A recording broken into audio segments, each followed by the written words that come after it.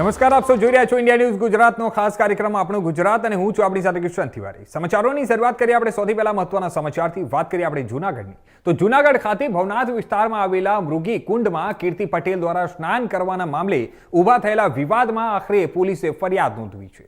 આ બનાવ 15 ફેબ્રુઆરીની મધ્યરાત્રિએ મહાશિવરાત્રી રવિડી દરમિયાન બન્યો હતો અને જ્યારે કીર્તિ પટેલે ભગવા વસ્ત્રોમાં સાધુ સંતો સાથે મૃગી કુંડમાં સ્નાન કર્યું હતું। આ ઘટનાને લઈને છેલ્લા 2 દિવસથી કોણ ફરિયાદ કરશે તે મુદ્દે ચર્ચાઓ ચાલી રહી હતી। ત્યારે સોશિયલ મીડિયામાં સાધુ સંતો અંગે કરવામાં આવેલા આક્ષેપો અને પીઆઈ સાથે દાદાગીરી ભર્યા વર્તનના આક્ષેપોને ધ્યાનમાં રાખીને આખરે પોલીસ વિભાગે જ ફરિયાદી બની કાર્યવાહી હાથ ધરી છે। ભવનાથ પોલીસ સ્ટેશન ખાતે ફરજમાં રૂકાવટ અને પોલીસ સાથે અયોગ્ય વર્તન અંગે ગુનો દાખલ કરવામાં આવ્યો છે। ત્યારે જણાવી દઈએ કે આ સમગ્ર મામલે પોલીસ વધુ તપાસ કરી રહી છે।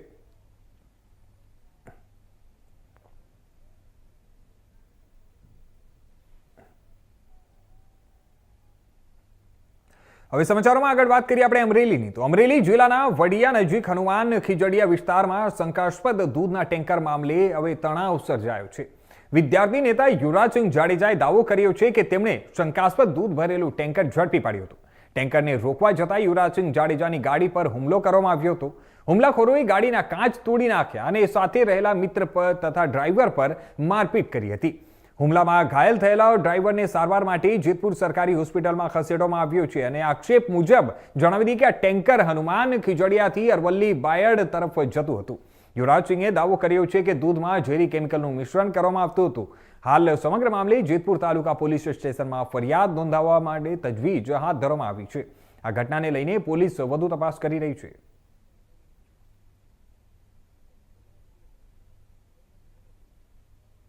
ગુજરાતની અંદર જે સફેદ દૂધનો જે કાળો બજાર ચાલતી હતી એ કાળા બજારને ઉજાગર કરવા માટે હનુમાન ખીજડીયાથી જે દૂધ ભરી અને અરવલ્લી બાયડ તરફ જે જતું હતું ત્યાં ખાસ કરીને વડિયા જે છે ગામ ત્યાં એક ટેન્કર જે જતું હતું એનો ફોટોગ્રાફ અમારા દ્વારા લેવામાં આવ્યો હતો। ત્યારે અમારી ઉપર હુમલાનો પ્રયાસ કરવામાં આવ્યો હતો અને અમારી ઉપર જીવલેણ હુમલો કરવામાં આવ્યો હતો। તેને લઈને આજે પોલીસ સ્ટેશનની અંદર ફરિયાદ નોંધાવવા પણ અમે જઈ રહ્યા છીએ અને આ જે દૂધ પકડાયું હતું એ દૂધ કેમિકલ યુક્ત હતું। તેના માટે પ્રાથમિક તપાસ માટે અમે એફએસએસના અધિકારીને ત્યારબાદ મામલતદારને અને અહીંના એસપીને મેં જાણ કરેલી હતી અને એ અધિકારીઓ આવ્યા હતા અને આનો પ્રાથમિક રિપોર્ટ જે છે દૂધનો એ આવી ગયો છે અને એ દૂધનો જે પ્રાથમિક રિપોર્ટ છે તેની અંદર બીફ ટેલો, તેની સાથે સાથે લાડ, તેની સાથે સાથે ડિટર્જન્ટ, તેની સાથે સાથે યુરિયા જેવા અલગ અલગ કેમિકલોના માધ્યમથી આ દૂધ બનાવવામાં આવતું હતું અને 10,000 લીટરનું જે ટેન્કર જે હનુમાન ખીજડીયાથી લઈ અને બાયડ સુધી ઠલવવા જતું હતું તેનો અમે પર્દાફાશ કર્યો છે। 24 કલાકથી નથી સારવાર કરી, હવે તાત્કાલિકમાં કરાવ। હવે સમાચારોમાં આગળ આ તરફ વાત કરીએ આપણે બનાસકાંઠાની, તો બનાસકાંઠા જિલ્લામાં આવનારા 26 ફેબ્રુઆરીથી HFC અને SSCની બોર્ડ પરીક્ષાઓનું આયોજન કરવામાં આવ્યું છે। જિલ્લાભરમાં કુલ 212 જેટલા HSC અને SSC પરીક્ષા કેન્દ્રો નિર્ધારિત કરવામાં આવ્યા છે। ત્યારે તમામ કેન્દ્રો પર પોલીસ દ્વારા કડક બંદોબસ્ત ગોઠવવામાં આવ્યો છે અને જેથી પરીક્ષા શાંતિપૂર્ણ અને પારદર્શક રીતે યોજાઈ શકે। દરેક પરીક્ષા કેન્દ્ર પર પુરુષ અને મહિલા પોલીસ કર્મચારીઓ સાથે હોમગાર્ડની નિમણૂક કરવામાં આવશે। પરીક્ષા દરમિયાન કોઈ પણ વિદ્યાર્થી પ્રતિબંધિત વસ્તુ અંદર ન લઈ જાય તેની ચકાસણી કરવામાં આવશે। સમગ્ર બંદોબસ્ત માટે જિલ્લાભરમાંથી 450થી વધુ પોલીસ કર્મચારીઓ ફરજ પર મૂકવામાં આવશે। આ વિદ્યાર્થીઓ સમયસર પરીક્ષા કેન્દ્ર પર પહોંચી શકે તે માટે ટ્રાફિક વ્યવસ્થા પણ ખાસ ગોઠવવામાં આવી છે। અરે જણાવી દઈએ કે આ પરીક્ષા સમયે ટ્રાફિક નિયંત્રણ માટે વિશેષ આયોજન પણ કરાયું છે જેથી વિદ્યાર્થીઓને કોઈ પણ અડચણ ન પડે અને જો કોઈ વિદ્યાર્થી અનિવાર્ય પરિસ્થિતિને કારણે સમયસર પહોંચી શકતો ન હોય તો કંટ્રોલ રૂમના નંબર પર સંપર્ક કરી અને સહાય મેળવી શકશે। આ સમયગાળા દરમિયાન જાહેરનામાનું કડક અમલ કરવામાં આવશે। આ તમામ વિદ્યાર્થીઓને જિલ્લા પોલીસ વડા પ્રશાંત સુંબે દ્વારા પરીક્ષા માટે હાર્દિક શુભેચ્છાઓ પાઠવવામાં આવી છે। નમસ્કાર, હું પ્રશાંત સુંબે, પોલીસ અધિક્ષક બનાસકાંઠા। ગુજરાત રાજ્યમાં બનાસકાંઠા જિલ્લામાં આવનાર 26 ફેબ્રુઆરીથી HSC અને SSCની પરીક્ષાનું આયોજન કરવામાં આવેલ છે। આ પરીક્ષા અનુસંધાને બનાસકાંઠા જિલ્લામાં 212 જેટલા HSC અને SSCના પરીક્ષાના કેન્દ્રો છે। આ તમામ કેન્દ્રો ઉપર પોલીસ તરફથી ચોક્કસ બંદોબસ્ત રાખવામાં આવનાર છે। દરેક કેન્દ્ર દીઠ એક પુરુષ, એક મહિલા પોલીસ અને હોમગાર્ડનો બંદોબસ્ત રહેશે। આ તમામ જે પોલીસ છે તેઓ પાસે HMD રહેશે અને જે આવનાર વિદ્યાર્થી છે તે કોઈ બી પ્રકારની ઇલેક્ટ્રોનિક વસ્તુ અંદર લઈ ન જાય તે માટે આ ચકાસણી થશે. આ બંદોબસ્તમાં બનાસકાંઠા જિલ્લામાંથી 450થી વધુ પોલીસ કર્મચારી બંદોબસ્તમાં પોલીસ અધિકારી અને કર્મચારી ફાળવવામાં આવનાર છે. જે વિદ્યાર્થી છે તે સારી રીતે પોતાના પરીક્ષા કેન્દ્ર ઉપર પહોંચે, તેઓને કોઈ ટ્રાફિકની પરિસ્થિતિનો સામનો ના કરવા પડે આ માટે અલગથી આયોજન પણ કરવામાં આવેલ છે. અને સારી રીતે ટ્રાફિક નિયમન કરીને ખાસ કરીને જે સમય એક્ઝામનો હશે, પરીક્ષાનો હશે, તે સમયે વિદ્યાર્થી સમયસર પરીક્ષા કેન્દ્ર ઉપર પહોંચી જાય તે માટે વ્યવસ્થા કરવામાં આવેલ છે. આના સિવાય હું આપના માધ્યમથી તમામને આ પણ વિનંતી કરું છું કે કોઈ પણ વિદ્યાર્થી પાલક આ પ્રમાણે તેઓ વાલીઓ સાથે હશે અથવા એકલા હશે અને કોઈ પરિસ્થિતિમાં તે ફસાઈ જાય, ટ્રાફિકમાં ફસાઈ જાય અથવા કોઈ કારણસર તેઓ સમયસર પહોંચી શકે. હવે સમાચારોમાં આગળ વાત કરીએ આપણે રાજકોટની, તો જેતપુર કાગવડ સ્થિત પવિત્ર ખોડલધામ મંદિર ખાતે પ્રખ્યાત ટીવી સિરિયલ તારક મહેતા કા ઉલ્ટા ચશ્માના કલાકારો દર્શનાર્થે પહોંચ્યા હતા. સિરિયલના જાણીતા કલાકારો ખુશ શાહ એટલે કે ગુલી, શરદ સંકલા એટલે કે અબ્દુલ, નીતિશ ભાલુની એટલે ટપુ અને જતીન બજાજ એટલે કે ભૈલું માં ખોડલના ચરણોમાં શીશ નમાવી વિશેષ પૂજા અર્ચના કરી હતી. ખોડલધામ ટ્રસ્ટ દ્વારા કલાકારોનું માતાજીનો ખેસ પહેરાવી અને માતાજીની પ્રતિમા અર્પણ કરી સન્માનપૂર્વક સ્વાગત કરવામાં આવ્યું હતું. કલાકારોએ ખોડલધામ ખાતે દર્શન કરી આધ્યાત્મિક ધન્યતા અનુભવી હોવાનું પણ જણાવ્યું છે.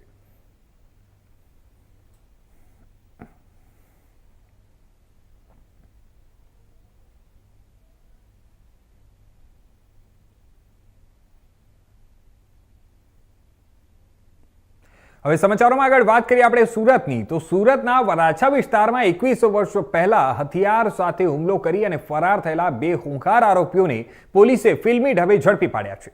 સુરત એસઓજી દ્વારા ખાસ ઓપરેશન હાથ ધરી અને આરોપીઓને ઉત્તર પ્રદેશના પ્રયાગરાજમાંથી ધરપકડ કરવામાં આવી છે. પોલીસે આરોપીઓને પકડવા માટે વેશ પલટો કરી અને ચાવાળા બની ગુપ્ત નજર રાખી હતી. આરોપીઓ વરાછાના વિનોબા ઝુંપડપટ્ટીમાં રહેતા હતા, પરંતુ વર્ષો પહેલા આ ઝુંપડપટ્ટીનું ડિમોલેશન થઈ જતા તેમના જૂના સરનામાનું અસ્તિત્વ ન હતું અને તે છતાં એસઓજી ટીમે હાર ન માની અગાઉ ત્યાં રહેતા 200થી વધુ લોકોની પૂછપરછ કરી માહિતી એકત્રિત કરી. ટેકનિકલ સર્વેલન્સ અને માનવીય સૂત્રોના આધારે આરોપીઓ સુધી પહોંચી અને તેમને દબોચી લેવામાં સફળતા મેળવી છે. 21 વર્ષ જૂના કેસમાં આરોપીની ધરપકડ થતા પોલીસ વિભાગને મોટી સફળતા મળી છે અને આગળની કાયદેસરની કાર્યવાહી હાથ ધરવામાં આવી રહી છે.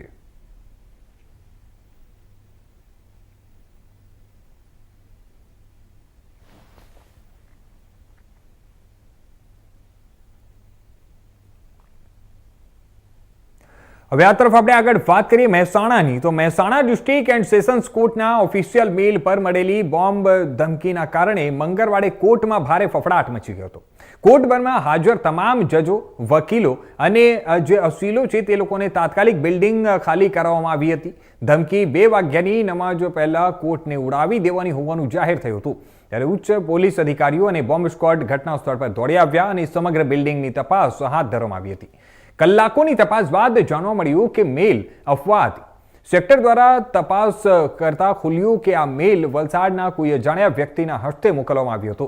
પોલીસે મહેસાણા કોર્ટ બિલ્ડિંગને સંપૂર્ણ રીતે કોર્ડન કરી બોમ્બ સ્ક્વોડની મદદથી દરેક ખૂણાની તપાસ કરી. વકીલો પણ પોતાના ગ્રુપમાં મેસેજ દ્વારા કોર્ટ ખાલી કરવામાં સહાયરૂપ થયા હતા. આ ઘટના રાજ્યમાં સ્કૂલો, હોસ્પિટલ અને કોર્ટ બિલ્ડિંગમાં ઉડાવવાની ઈમેલની ધમકીઓના પેટર્નમાં વધુ એક ઘટના તરીકે નોંધાઈ રહી છે.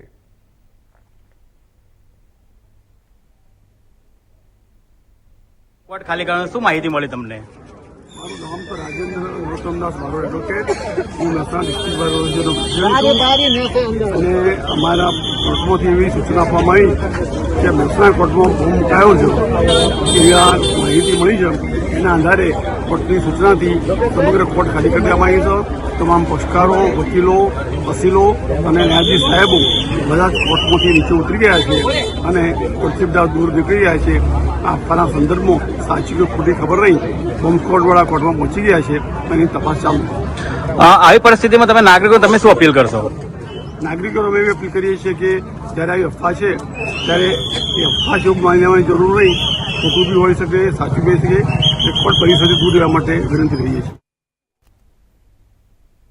હવે સમાચારોમાં આગળ વાત કરીએ આપણે વડોદરાની. તો વડોદરામાં ગતરોજ 16 સ્કૂલોને બોમ્બથી ઉડાવી દેવા ઈમેલ મારફતે જાણ કરવામાં આવી હતી અને આજરોજ વડોદરાની નામદાર ડિસ્ટ્રિક્ટ કોર્ટને બોમ્બથી ઉડાવી દેવાની ઘટનાના મામલે વડોદરા શહેરભરમાં ક્રાઇમ બ્રાન્ચના ડીસીપી હિમાંશુ વર્મા દ્વારા પત્રકાર પરિષદ યોજી આ મામલે વિગતવાર માહિતી આપવામાં આવી હતી. વડોદરાની બ્રાઇટ સ્કૂલને મળેલી બોમ્બ ધમકી મામલે પોલીસે મોટો ખુલાસો કર્યો છે. તપાસમાં બ્રાઇટ સ્કૂલમાં ભણતો 11 વર્ષીય વિદ્યાર્થી જ ઈમેલ પાછળ હોવાનો ખુલાસો થયો છે. પરીક્ષા રદ કરાવવા અને ભય ફેલાવવાના ઉદ્દેશ્યથી મેલ મોકલાયાનું તે સામે આવ્યું છે. ધમકી બાદ બોમ્બ સ્ક્વોડ અને ડોગ સ્ક્વોડ દ્વારા સ્કૂલભરમાં ચેકિંગ કરાયું હતું. સાયબર ક્રાઇમ તપાસમાં વિદ્યાર્થી અને તેના વાલીઓને બોલાવી પૂછપરછ કરાઈ છે. પોલીસ કમિશનર નરસિંહા કુમારે કડક કાર્યવાહી કરવાની ત્યાં સ્પષ્ટ ચેતવણી આપી છે. શહેરમાં સ્કૂલો અને કોર્ટને મળેલી ધમકી બાદ હવે પોલીસ વિભાગ સંપૂર્ણપણે એલર્ટ મોડ પર છે. વડોદરા પોલીસ સિવાય એટીએસ અને કેન્દ્ર સરકારની અન્ય એજન્સીઓ પણ જોતરાઈ છે અને તલસ્પર્શી તપાસ કરાઈ રહી છે.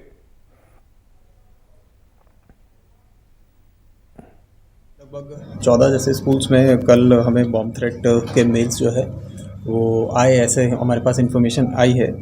तो कल में ही जो है सीनियर ऑफिसर्स के डायरेक्शन से हमने जितने भी स्कूल्स थे उनकी स्कूल अथॉरिटीज़ से भी हमने बात की. उसके बाद जो भी हमारे स्टैंडर्ड प्रोसीजर्स हैं उनके तहत जो है हमने स्कूल्स को भी वेकेट भी कराया, कुछ स्कूल्स को. उसके अलावा जो सिक्योरिटी है, स्टाफ है, उनसे बात करके पूरे जो प्रमाइसिस थे, स्कूल प्रमाइसिस, उनको सैनिटाइज कराया. क्राइम ब्रांच और एसओजी की टीम्स और बीडीडीएस की टीम्स ने वहाँ पर जाकर जो है एक एक जगह को जो है वहाँ पे चेक किया और ये इंश्योर किया कि वहाँ पे किसी भी तरीके का कोई थ्रेट मटेरियल तो नहीं है. तो सारे स्कूल्स को जो है कल चेक कर लिया गया. उसके बाद जो ईमेल एड्रेसेस थे जिनके ऊपर से ये थ्रेट मेल्स आए थे उनका असेसमेंट जो है वो भी जारी है. उसके चलते कल हमने साइबर क्राइम पुलिस स्टेशन में एक गुना भी रजिस्टर किया है, जिसमें गुनाहित धमकी और कॉन्स्पिरेसी और आईटी एक्ट के अंदर जो है सेक्शंस हमने लगाए हैं. और जो ओरिजिन ऑफ मेल है, जो जहाँ से ये मतलब ओरिजिन हुआ है मेल का, थ्रेट का, उसको हम अभी जो है एसेस कर रहे हैं. टेक्निकल हेल्प भी हम ले रहे हैं. गुजरात राज्य और भारत सरकार की अन्य जो एजेंसीज़ हैं उनसे भी हम जो है कोऑर्डिनेट कर रहे हैं कि इसमें जो ओरिजिन है उसको अपने ट्रेस कर पाएँ. उसके अलावा एक मेल जो है शाम को 5:30 बजे ब्राइट स्कूल अमित नगर हरणी में आया था. वो मेल जो है वो बाकी के जो पुराने मेल्स हमारे आए थे उनसे अलग था और उसको हमने ट्रेस किया. तो अपने को वो आया, तो उसके बाद हमने जो है डीसीपी. તો બીજી તરફ આપણે વાત કરીએ તો એમએસની ફેકલ્ટી ઓફ આર્કિટેક્ચરની કેન્ટીનમાં વિદ્યાર્થીઓ વચ્ચે મારામારીનો બનાવ સામે આવ્યો છે. મળતી માહિતી મુજબ હોસ્ટેલના વિદ્યાર્થીઓ વચ્ચે થયેલી બોલાચાલી બાદ મામલો ઉગ્ર બન્યો હતો. આ ઘટનામાં એક વિદ્યાર્થીને માર મારવામાં આવ્યો હતો, જેના કારણે તેનો શર્ટ ફાટી ગયો હતો અને આંખમાં પણ ઈજાઓ પહોંચી હતી. આ બનાવ આર્કિટેક્ચર ફેકલ્ટીની કેન્ટીનમાં જ બન્યો હતો. ખાસ નોંધનીય બાબત એ છે કે મારામારીમાં સંકળાયેલા જે વિદ્યાર્થીઓ છે તે લોકો આર્કિટેક્ચર ફેકલ્ટીના ન હતા, પરંતુ અન્ય ફેકલ્ટીના હોવાનું જાણવા મળ્યું છે. अन्य फेकल्टीना विद्यार्थीओ आर्किटेक्चर केन्टीन विस्तारमां आवी अने झगड़ामां जोड़ाया होवानुं प्राथमिक माहितीमां सामे आव्युं छे. त्यारे स्थळ पर कोईपण प्रकारना सीसीटीवी कैमरा के सिक्योरिटी जवान हाजर न होवानुं पण जणाव्युं छे. ज्यां बनाव बन्यो त्यां सुरक्षानी योग्य व्यवस्था न होवाना कारणे प्रश्नो ऊभा थई रह्या छे.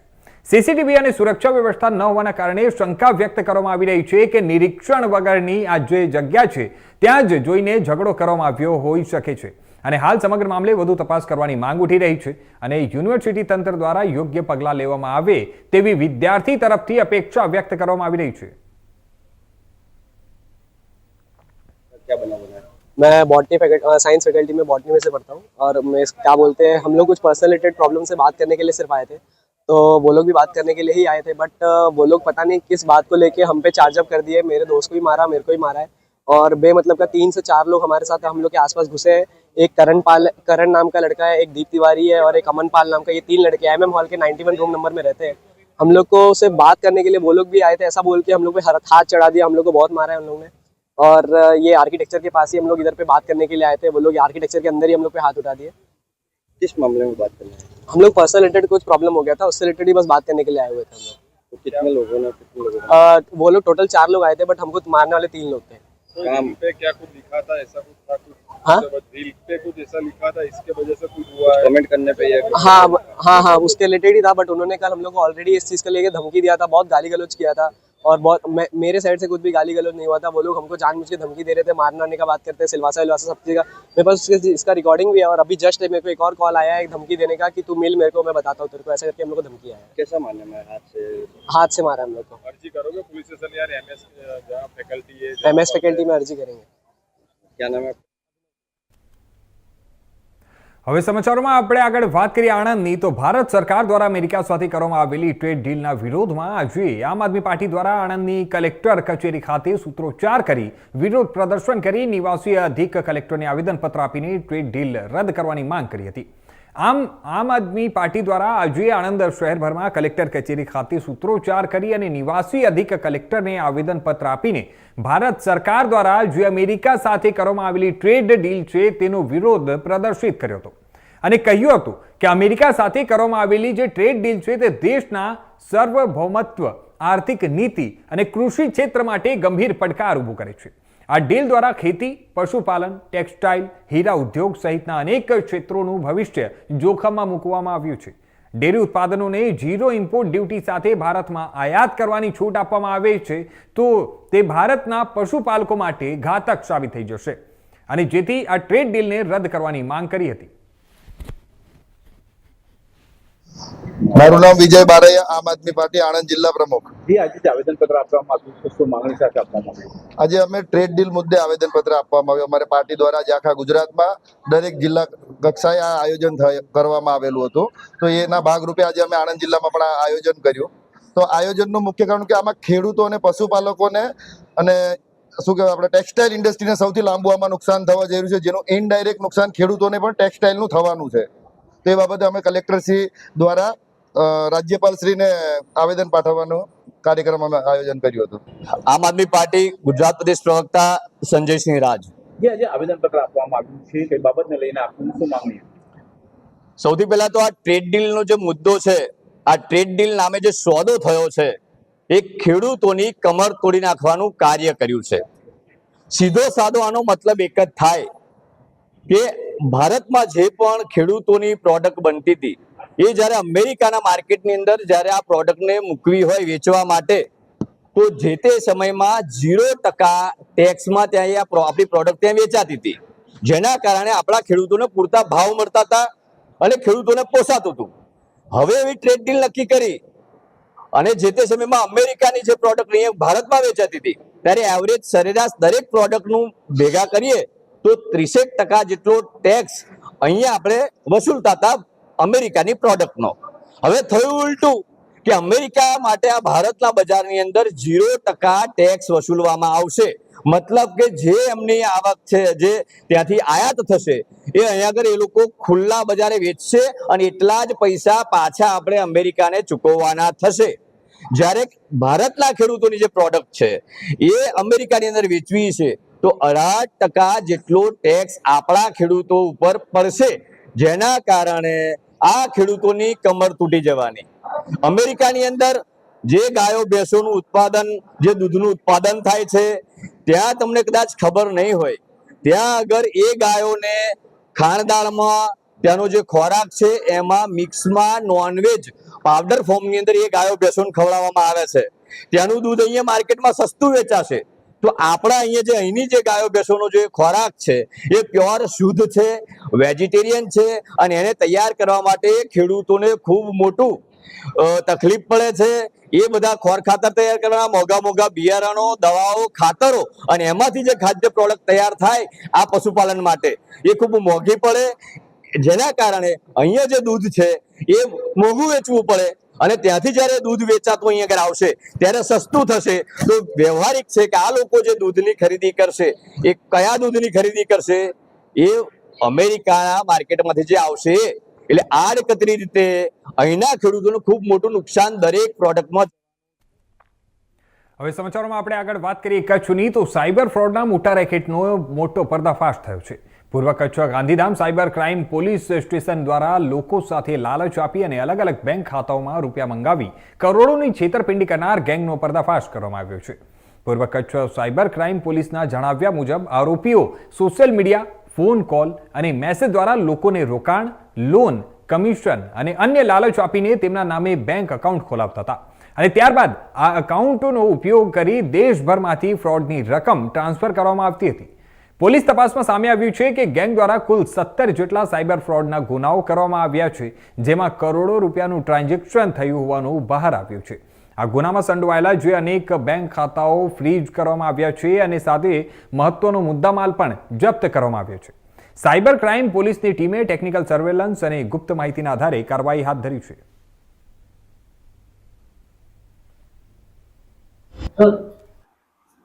ગઈકાલે સાયબર ક્રાઇમ પોલીસ સ્ટેશન પૂર્વ કચ્છ દ્વારા એક ગુનો દાખલ કરવામાં આવ્યો છે, જેમાં ઓવરઓલ જે મ્યુલ એકાઉન્ટ ખોલીને અને એના એમોથી જે સાયબર ફ્રોડના જે બનાવોને અંજામ આપવાની એક આખી ગેંગ દ્વારા કરવામાં આવેલું હતું, એ બાબતની જે છે આખી એક ફરિયાદ દાખલ કરવામાં આવેલ છે.